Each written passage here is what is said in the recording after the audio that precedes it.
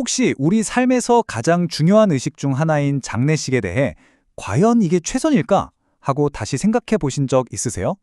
오늘은 한 정신과 의사의 개인적인 경험을 통해서 진짜 애도와 소신을 담은 작은 장례식에 대한 이야기를 좀 나눠볼까 합니다. 이 글을 쓴 분의 첫 마디가 와, 정말 마음에 와닿지 않나요? 진심으로 조용히 소중한 사람을 보내주고 싶은 마음, 그런데 남들이 어떻게 볼까 하는 그 체면 때문에 망설이게 되는, 우리 모두 한 번쯤은 느껴봤을 법한 그런 갈등이잖아요. 자, 바로 이 지점에서 이야기가 시작됩니다. 의사라는 사회적 지위를 가진 한 사람이 마주한 개인적인 딜레마, 그리고 우리 사회의 기대에 대한 아주 근본적인 질문이죠. 이야기의 주인공은 의사 부부예요. 이분들은 사랑하는 가족을 떠나보내면서 정말 조용하고 진심 어린 작별을 하고 싶었어요.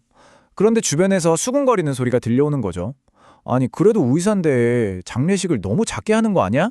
이렇게 개인적인 슬픔과 애도의 방식이 직업이라는 사회적 지위와 정면으로 부딪히는 딜레마에 빠진 겁니다. 그런데 이게 과연 이 의사 구부만의 고민일까요? 아니죠. 사실 이건 오늘날 우리 장례 문화 전체를 돌아보게 만드는 아주 중요한 이야기입니다. 언제부턴가 장례식이 고인을 추모하는 자리라기보다는 살아남은 사람들의 사회적인 관계를 확인하고 과시하는 뭐랄까 일종의 행사장처럼 변해버린 것 같아요. 정작 가장 슬퍼해야 할 상주들은 슬퍼할 겨를도 없이 끊임없이 오는 손님들을 맞이하느라 완전히 녹초가 되어버리죠. 여기에 정말 현실적인 문제가 더해집니다. 바로 돈이죠. 우리나라 평균 장례 비용 얼마인지 아세요? 무려 1,500만 원이라고 합니다. 와, 정말 어마어마한 금액이죠. 이 경제적인 부담이 유족들을 두 번 울리는 셈입니다. 자, 그럼 이 많은 돈이 다 어디에 쓰이는 걸까요? 이 그래프를 보면 정말 놀라운데요. 거의 대부분, 무려 80%가요. 조문객들 식사나 음료 비용으로 나간다는 거예요. 정작 고인을 위한 의식 그 자체보다는 손님 접대에 훨씬 더 많은 돈과 에너지가 쓰이고 있다는 뜻이죠. 뭔가 좀 이상하지 않으세요? 그래서 이런 경제적, 감정적 부담감 때문에 새로운 움직임이 나타나기 시작했습니다. 특히 젊은 층을 중심으로요. 바로 작은 장례식이라는 흐름입니다. 그럼 작은 장례식이 뭘까요? 간단히 말해서 겉으로 보여주기 위한 것들 대신에 진짜 의미에 집중하는 거예요. 복잡한 절차나 불필요한 비용은 과감히 줄이고 오로지 고인을 추모하고 슬퍼하는 시간에 집중하자는 거죠. 그러니까 어떤 공개적인 행사에서 사적인 시간으로 그 중심이 옮겨가는 거라고 볼 수 있겠네요. 이 표를 보시면 그 차이가 확 들어오죠. 기존의 시끌벅적한 장례식은 사회적 지위가 중요했다면 작은 장례식은 진심 어린 애도에 초점을 맞추고요. 분위기도 완전히 다르죠. 하나는 보여주기식이라 지치는데 다른 하나는 정말 우리끼리 조용히 고인을 생각할 수 있는 분위기인 거죠. 당연히 비용이나 감정적인 부담도 확 줄어들고요. 우선순위가 완전히 바뀐 겁니다. 이런 새로운 장례식은 보통 몇 가지 특징이 있어요. 기본적으로 가족 중심으로 치러지고요. 굳이 신문이나 문자로 부고를 널리 알리지 않아요. 조의금이나 화원도 정중하게 사양하는 경우가 많죠. 요즘 어르신들 사이에서 이야기되는 웰다잉, 그러니까 내 마지막을 미리 품위 있게 준비하는 움직임과도 같은 맥락이라고 볼 수 있습니다. 이 글을 쓴 분이 의사잖아요. 그래서 아주 재미있는 제안을 합니다. 의미 있는 작별을 위한 처방전을 3가지로 나눠서 제시하는데요. 한번 들어보시죠. 자, 첫 번째 처방전은 바로 소박한 장례식입니다. 핵심은 체면보다 의미에 집중하라는 거예요. 비싼 돈을 써야만 진심이 전해지는 건 절대 아니라는 거죠. 그럼 어떻게 소박하게 할 수 있을까요? 예를 들면 장례를 3일장 대신 하루나 이틀로 줄일 수도 있고요. 아주 비싼 나무관 대신 환경에도 좋은 종이관을 쓸 수도 있어요. 수의도 마찬가지예요.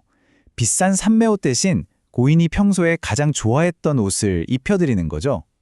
음식도 장례식장에서 다 해결하기보다 외부 식당을 이용하거나 간단한 다과를 준비하는 식으로 바꿀 수 있습니다. 두 번째 처방전은 조촐한 장례식입니다. 이건 규모에 대한 이야기인데요. 형식적인 조문객을 많이 받는 것보다 진짜 애도에 집중하자는 겁니다. 이게 사실 용기가 좀 필요해요. 남들이 어떻게 볼까 하는 시선에서 자유로워져야 하거든요. 부고를 꼭 필요한 사람들에게만 알리고 조화나 부해금은 받지 않는 거죠. 그리고 정말 고인과 가까웠던 가족, 친척, 친구들만 초대해서 진정한 의미의 추모 시간을 갖는 겁니다. 마지막 세 번째 처방전은 조용한 장례식입니다. 장례식장이 시끌벅적하다고 해서 슬픔이 사라지는 건 아니잖아요. 오히려 그 반대일 수 있죠. 조용히 생각하고 충분히 슬퍼할 수 있는 시간이 필요하다는 겁니다. 이게 정말 중요한 포인트 같아요. 유족들에게는 사실 슬퍼할 시간이 절대적으로 필요하거든요. 정신없이 손님 맞고 계산하느라 슬픔을 느낄 겨를조차 없는 게 지금의 현실이잖아요. 대신에 하루 정도는 온전히 슬퍼하는 데만 시간을 쓰는 거예요. 가족끼리 모여서 고인에 대한 좋았던 기억, 심지어 나빴던 기억까지 솔직하게 나누고요. 조용히 앉아서 삶과 죽음이 뭘까 생각해보는 그런 시간을 갖는 거죠. 자, 이제 마지막으로 이런 작은 장례식이 담고 있는 더 깊은 철학을 한번 들여다볼까 하는데요. 아주 오래된 이야기에서 그 힌트를 얻을 수 있습니다. 옛날에 장자라는 위대한 철학자가 있었어요. 그가 죽음을 앞두자 제자들이 스승님을 위해 아주 성대한 장례식을 준비하려고 했죠. 근데 장자가 이렇게 말합니다. 이 하늘과 땅이 내 관이고 해와 달은 옥구슬, 저 별들은 진주인데 뭐가 더 필요하단 말이냐? 제자들은 당황했겠죠. 그래서 이렇게 말합니다. 아니 스승님, 저희는 까마귀나 솔개가 스승님의 시신을 쪼아 먹을까봐 두렵습니다. 아주 인간적인 걱정이죠. 그러자 장자가 이렇게 대답해요. 땅 위에 있으면 까마귀와 솔개밥이 될 거고 땅 아래 묻히면 개미와 벌레의 밥이 되겠지. 그런데 너희는 왜 그렇게 새들한테만 박하게 구느냐? 와, 정말 대단한 통찰 아닌가요? 죽음이라는 걸 인간의 시선에서 꾸며야 할 비극으로 보는 게 아니라 그저 자연으로 돌아가는 하나의 과정으로 바라보는 거죠. 결국 이 모든 이야기는 우리 각자에게 하나의 질문을 던지는 것 같아요. 여러분이 생각하는, 여러분이 꿈꾸는 나의 마지막 작별 인사는 어떤 모습인가요? 정답은 없겠죠.